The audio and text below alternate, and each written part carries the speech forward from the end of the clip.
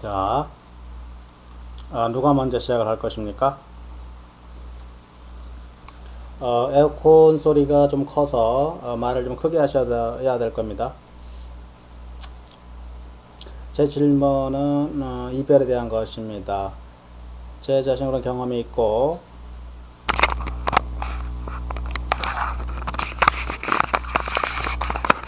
이별을 거치면서 정신적, 감정적 그리고 어떤 사람의 경우는 육체적인 고통 없이 이별을 하는 경우를 보지 못했습니다.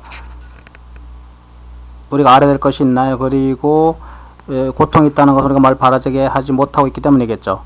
그 육체적인 고통에 영향이 있다면 어떤 영향을 주는 것입니까?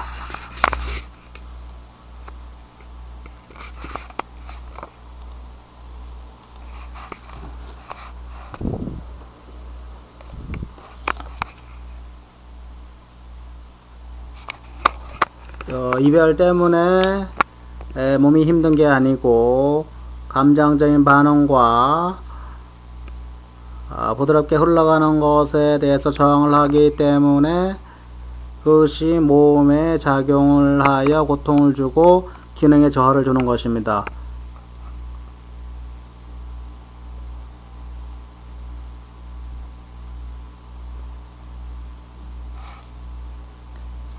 이별이 평화롭게 일어난 경우는 거의 없으며 그 이유는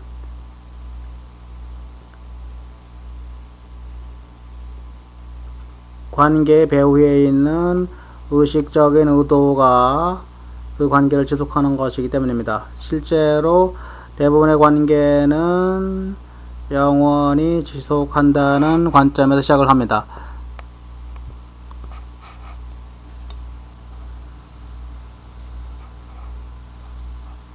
각 개인의 성장의 현실이 영원히 같이 하는 것이 불가능하다는 것이 자명해졌을 때 그 사실은 당사자들의 의식적인 의도 그리고 각자가 투자해온 감정적인 그런 집착의 정면에 날아들게 됩니다. 그래서 급격한 방향 조정이 일어나야만 하죠. 이것은 대개는 기꺼이 일어나지 않습니다. 왜냐하면은 사람들은 조화롭고 쉬운 이별의 길을 찾지 않기 때문입니다. 그 지점에 사람은 대개 관계의 지속을 시도하고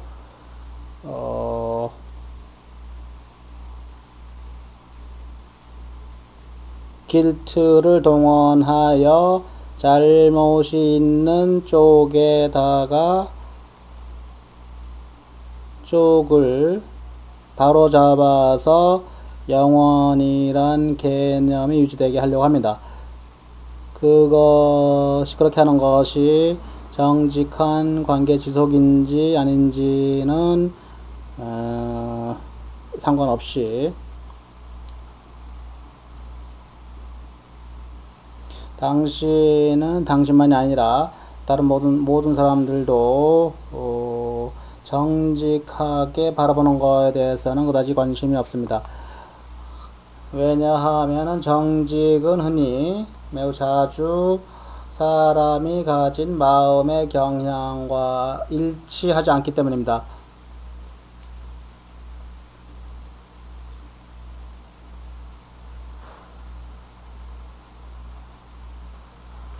사람은 정직하기보다 거짓을 통해서라도 체면을 유지하려고 합니다. 달리 말하면 그런 시도는 사람의 에고에 봉사하기 위한 것이고 평화롭고 그리고 개인의 성장에서의 자연스러운 조화에 기하는 것이 아니죠.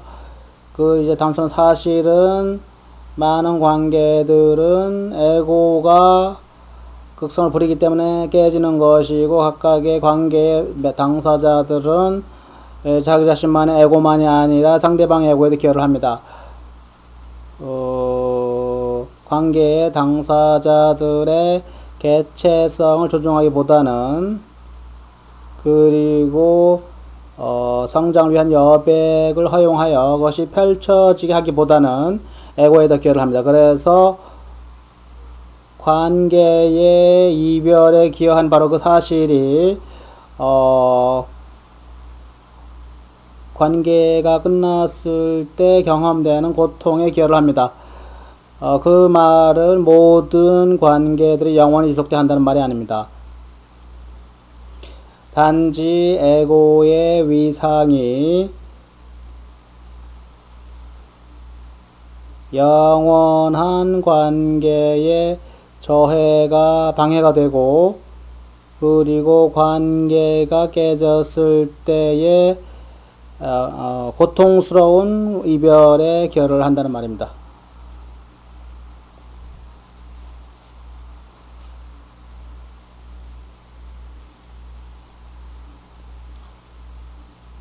당신 존재가 펼쳐지는 것에 대해 저항을 할 때마다 당신은 고통과 불편을 경험하게 될 것입니다.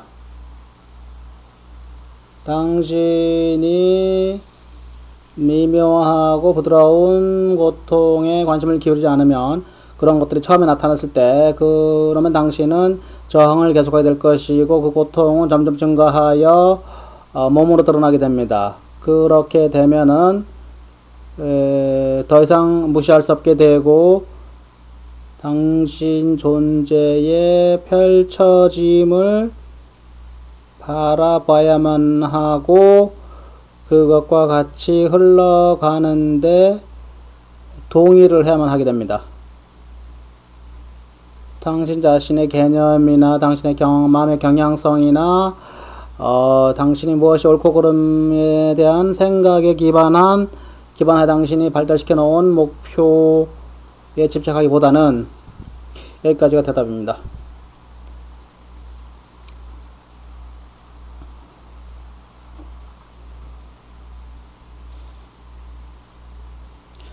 배우자 사별했을 때 어떻게 적응하면 되는지 알고 싶습니다.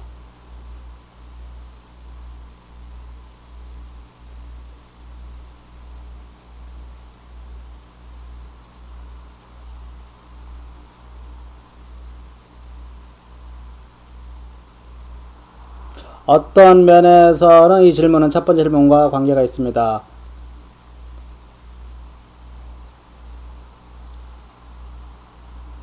관계에서는 부부라는 점으로만 자꾸 생각을 하게 되는 것이 쉽습니다. 그 부부라 하더라도 각각의 정체성은, 부부관계에서는 각각의 정체성은 양보를 하게 되고, 당신이 이제 된 하나의 부부관계, 부부라는 점에 계속해서 양보하게 됩니다. 마치 소금과 설탕을 섞는 기계처럼 그 각각의 소금과 설탕이 기여한 것은 그 소금과 후추를 섞는 기계가 은으로 된 건지 도자기로 된 건지 유리로 된 건지, 그리고 빛나는 은색 뚜껑이 달려있는 건지 상관없이, 그것이 테이블에 올려놓았을 때 어떻게 보일지 상관없이, 그리고 그 팀이 공동체 사회에서 어떻게 남들에게 보일지 상관없이 그 서로가 하나 되기로 약속을 하였음에도 불구하고 각각의 관계의 당사자들은 충만하고 완전한 소울을 가진 개체로 남아 있습니다. 그러면서 좀 성장을 하고 그 부부의 부분으로 되어 있는 것이 아닙니다. 그리고 상대 배우자의 봉사하기 위해서 있는 것이 아닙니다. 자기 자신이 되고 그녀 자신이 완전히 되기 위해서 거기에 존재하는 것입니다.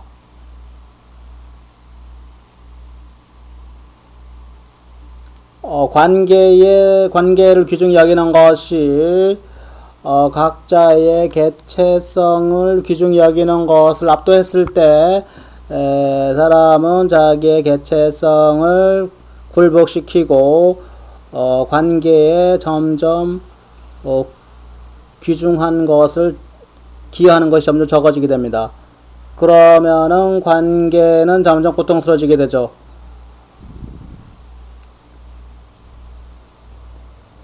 그러면 사람은 점점 더 자기 자신이 불완전하다는 느낌을 느끼게 되고, 그러면은 죽음이 발생하거나 이별이 발생했을 때 부족하다는 느낌에 직면하게 됩니다. 그것이 바로 잃어버린 반쪽을 되찾기 위해서 또 다른 파트너를 미친 듯이 찾아다니게 되게 된 이유입니다. 그리고 그렇게 새로운 파트너를 찾는 데 있어서는 대체로 지혜가 부족하게 됩니다.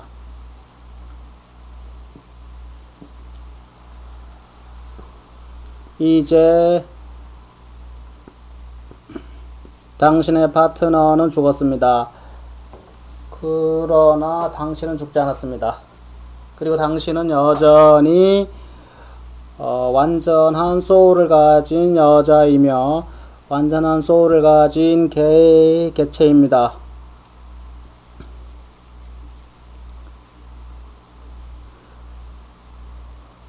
완전함과 충만함에서 당신 존재의 완전하고 충만함에서 당신 경험에 드러났던 파트너가 당신에게 완전함으로 드러나게 됩니다. 당신의 완전함은 여전히 존재하고 있습니다. 당신의 근본적인 존재의 어떤 것도 사라진 적이 없습니다. 당신의 존재는 이 순간에도 그리고 모든 순간에 여전히 그것의 무한한 완전함을 드러내려는 의지를 갖고 있습니다. 그러므로 당신이 우아하게 앞으로 나가고자 한다면 당신은 주의를 기울여서 듣고 보고 해야 합니다. 당신의 존재가 세상에서 어떻게 펼쳐지고 어떻게 당신의 완전함을 동반자 그리고 약속을 지킴 그리고 공유하는 점에서 어떻게 그것을 드러내려고 하는 건지를 주의 깊게 살펴봐야 합니다. 각 개체의 완전함에서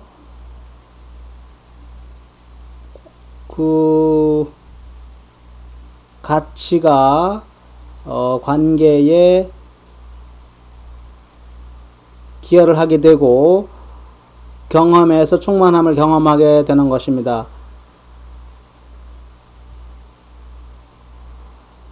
어느 누구도 다른 관계 당사자로부터 관계를 이득을 취하지 않을 때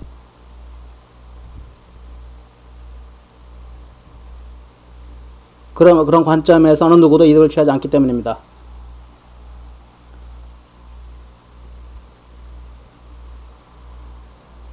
당신은 문자 그대로 충만함의 문턱에 서 있습니다. 여러분 모두는 바로 이 순간에 그렇게 되고 있습니다. 그런데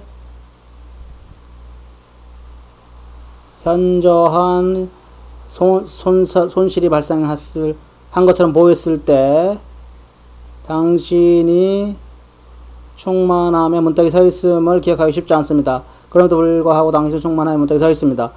만약에 당신이 관심을 갖고 주의를 기울인다면 그리고 호기심을 갖고 그러한 충만함이 어떻게 그걸 드러낼지에 관심을 가진다면 당신은 그것을 간과할 수 없게 될 것입니다.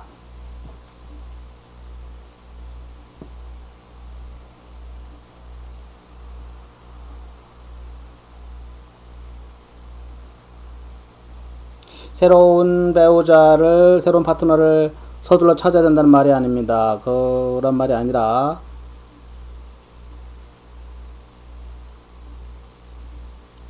그런 종류의 펼쳐짐에 여는 것을 불필요하게 지원하지 말란 말입니다. 당신이 열고서 좋아, 나는 이제 준비가 됐다, 그래 의지가 있다, 이렇게 될 때까지는 발생하지 않습니다. 당신이 주인입니다.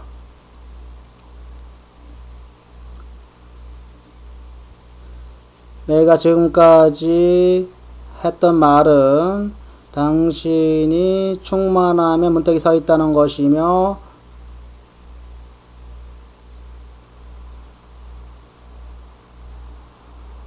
깨어있을 그런 충만함이 그 자신을 펼쳐지는 것에 깨어있을 수 있다는 것입니다. 그리고 깨어있어야 한다는 말입니다. 그것이 어떻게 드러나냐면은 어떤 언어로 당신이 보고 당신이 이해할 수 있고, 그리고 의미와 가치를 찾을 수 있는 그런 언어로 드러난단 말입니다. 이 대답에서 나의 의도는 당신을 위한 새로운 톤을 새로운 음조를 설정하는 것입니다. 그래서 당신이